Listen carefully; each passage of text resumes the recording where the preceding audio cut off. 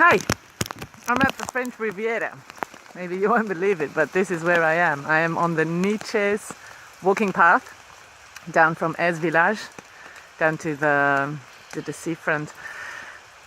I am here to prep for a job where I am taking over New Year's Eve. I am accompanying a group of tourists that are either single or in couples, but they have no real plans other than coming together to this group, this little hiking group. It's not so much hiking, but we have a couple of paths that we take.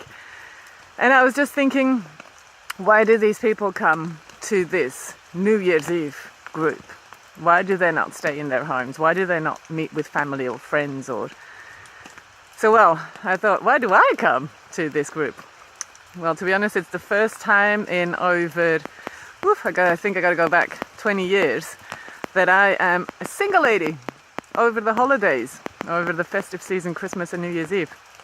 I've had 3 partners though over those last 20 years, but I'm not sure if we kind of kept together for the sake of it to just not split up over Christmas and New Year's Eve.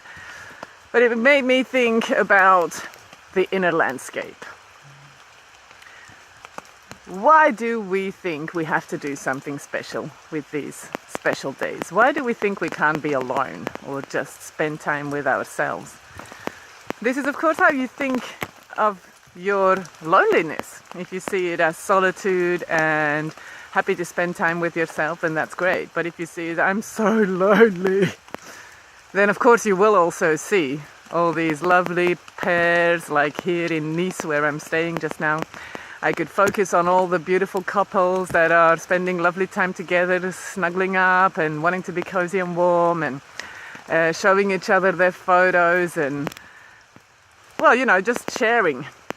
But on the other hand, I could also look at it differently and say, oh, I'm just realizing now how many people are actually out and about on their own. And I wonder if they are lonely or if they're actually just happy to spend time on their own here. I'm not sure quite which one that I fit in, but I have to say that I can feel the switch between me, myself, and I influencing that view. And when I start seeing it as, oh, look at everybody so lovely and cuddled up and I'm on my own, I can feel myself going down into it's not so nice being on your own here. But if I'm like, oh, wow, look at all these things, look at everything I can decide for myself, look at all these little things that I can go and do and see, and I'm prepping for actually a job. Somebody's going to be paying me to look after these people over New Year's Eve and the other times, and maybe they will be looking up to me like as in, wow, you want to spend time with us, and they'll be grateful for my spending time with them. And I'll be like, hey, cool, I get paid to be here, I get a hotel room and I get food. I don't have to warm my own apartment. So I could consider myself lucky and see it that way. So our inner landscape is a garden that we tend to. And just as we tend to our exterior gardens, if we slam on it and if we abuse of our gardens with pesticides and all that, it won't give us the best yield. So if we do the same with our inner landscape, our interior garden, if we look at it with love, and if we think that we're happy and lucky and great to be alive and absolutely grateful for having been born in situations that may be lots better than other people down in the poor south, as they call it, or places where we extract our resources from up here in the rich north, then I think we have a lot to be grateful for. And then I think we can see everything flourish and blossom. So this is maybe what we have to think of in further levels as well.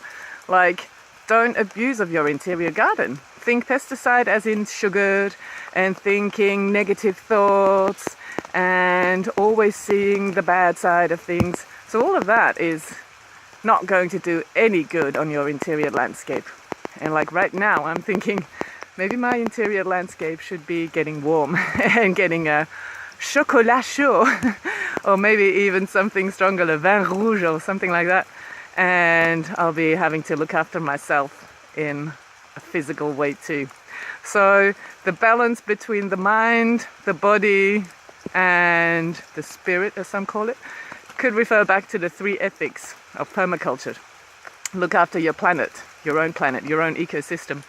Look after the people. Look after you. Look after yourself. You can't be helping anybody else if you're not well. And then live within your limits. Well, you only have one body. You got to listen to it, and you got to make sure that you treat it well. So here I am. I'm going to go down this little Nietzsche path. Think about Zarathustra a little bit more, if I said that right. And then I'll come back to you in the next video.